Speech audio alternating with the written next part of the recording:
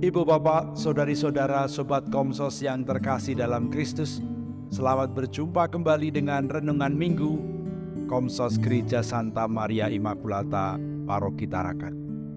Atas nama seluruh tim Komsos, kami mengucapkan Selamat Natal 2023 dan selamat menyambut Tahun Baru 2024. Semoga tema Natal yang kita rayakan, kemuliaan bagi Allah dan damai di bumi bagi manusia, sungguh-sungguh menyentuh sendi-sendi kehidupan kita di masa ini, yang membuat kita terus berusaha dan berjuang menghadirkan damai bagi setiap orang.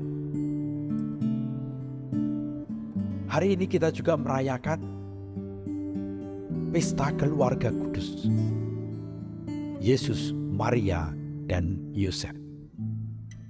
Kutipan yang akan kita renungkan cukup panjang, diambil dari Injil Lukas bab 2 ayat 22 sampai dengan 40. Kutipan ini mengisahkan keluarga kecil dari Nazaret pergi ke bait Allah untuk melakukan apa yang wajib mereka lakukan menurut hukum Musa, mempersembahkan persembahan di kenisah di bait Allah bagi anak mereka yang pertama, apalagi anak pertama mereka laki-laki.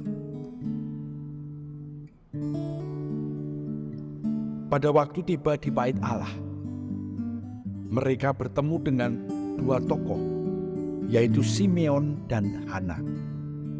Dua tokoh ini ditampilkan oleh Lukas sebagai tokoh perjanjian lama. Mereka telah lama menantikan kepenuhan janji Allah bahwa akan tampil keselamatan bagi umat manusia, jaminan keselamatan bagi umat manusia. Mereka orang-orang yang membuka hati untuk bimbingan Roh Kudus, untuk tuntunan Roh Kudus Allah, sehingga mereka menemukan di dalam bayi yang mungil ini, yang ilahi nampak, yang ilahi hadir. Mereka juga menubuatkan bahwa di masa depan anak ini akan menimbulkan perbantahan supaya menjadi nyata pikiran hati banyak orang. Ibu bapak, saudari-saudara yang terkasih dalam Kristus, tema Natal yang berbunyi kemuliaan bagi Allah dan damai di bumi mengajak kita untuk merenungkan misi utama tindakan Allah bagi manusia. Untuk apa Allah mendatangi manusia? Dari pihak Allah, Allah tahu bahwa manusia tidak mungkin mendekati Dia dengan usaha mereka sendiri. Manusia tidak mungkin mendatangi Allah, mendekati Allah dengan usaha manusia sendiri. Maka Allah mengambil sebuah tindakan yang radikal. Dia meninggalkan tahtanya, boleh dikatakan, kedudukannya, kemuliaannya, untuk hadir di tengah umat manusia sebagai manusia, dan manusia yang lemah, karena Dia hadir sebagai seorang bayi yang dilahirkan oleh seorang wanita. Allah mengosongkan dirinya supaya dapat berdamai dengan manusia. bagi banyak orang, tindakan ini membingungkan, bahkan menjadi skandal. Karena Allah itu maha kuasa, Allah itu maha segala-galanya.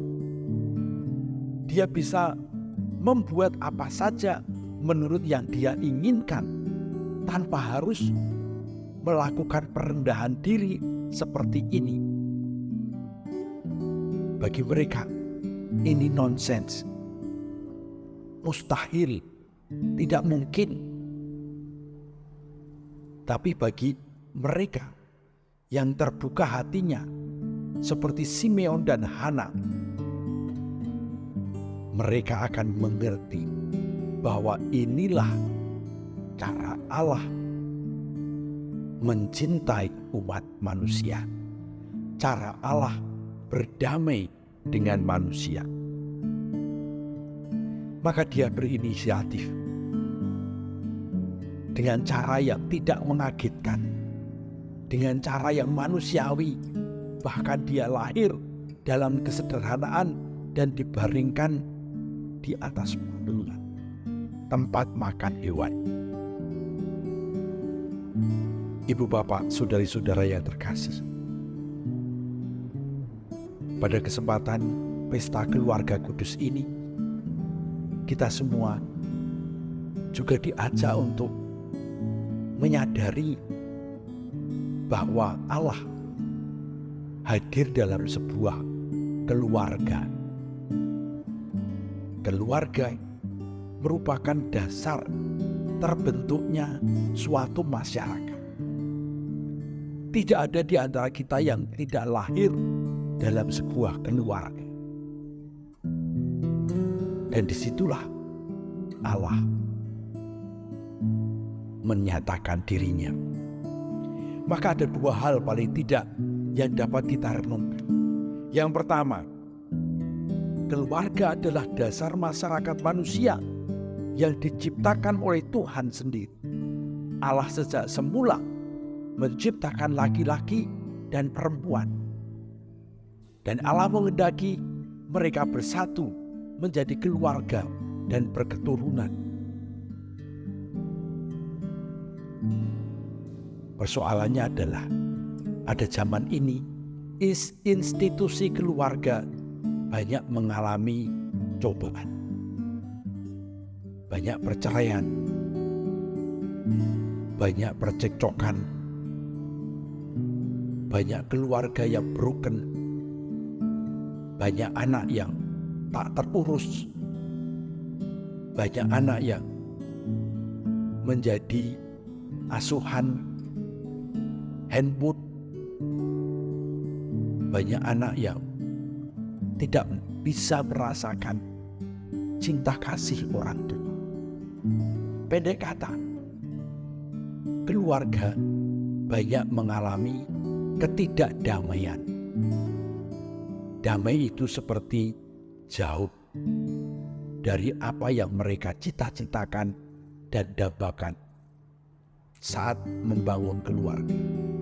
Mereka ingin bahagia, mereka ingin damai, mereka ingin sukacita.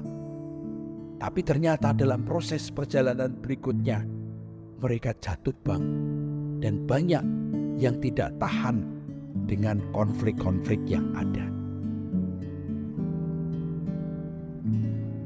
Semoga Allah memperbaharui keluarga kita masing-masing pada Natal ini. Yang kedua, Simeon mengatakan bahwa anak ini akan menimbulkan perbantahan dan suatu pedang akan menembus jiwamu supaya menjadi nyata pikiran hati banyak orang. Kedatangan Kristus tidak untuk memilih-milih, tetapi untuk memilah-milah. Kedatangan Kristus akan membuat terang apa yang ada dalam pikiran manusia. Kristus memasuki kota Yerusalem, kota damai. Tapi mereka tidak setuju bahwa Yesus lahir sebagai seorang bayi di Bethlehem. Mereka, orang Yerusalem, sudah berancang-ancang untuk tidak mau menerima Yesus. Mereka tidak setuju dan mereka memisahkan diri tanpa mau menyambut kedatangan. Yang menyambut adalah para gembala, orang-orang sederhana. Hana dan Simeon juga orang-orang sederhana. Yesus dengan hidupnya, dengan ajaran-ajarannya, membuat orang harus memilih apakah saya setuju atau saya menolak. Kalau saya setuju, Yesus menyediakan damai. Maka tema Natal yang kita rayakan pada tahun ini, kemuliaan bagi Allah dan damai di bumi bagi manusia, sebetulnya mau mengatakan bahwa ketika manusia mengalami damai dalam hidupnya, atau ketika manusia mampu berdamai dengan siapa saja, disitulah kemuliaan Allah menjadi, disitulah kemuliaan Allah menjadi nampak. Kita prihatin dalam dunia modern sekarang ini, konflik, perang masih terus terjadi. Dan justru saat ini perang terjadi di tempat di mana Yesus pernah hidup, pernah lahir. Sangat ironis. Sang Raja Damai lahir di tempat konflik yang sepertinya tidak berkesudahan. Maka ketika orang-orang yang bermusuhan mau hidup damai, mau hidup rukun, mau berjalan bersama, disitulah kemuliaan Allah menjadi nyata bagi manusia. Selamat menyambut tahun baru dengan membangun hidup damai dalam diri kita masing-masing.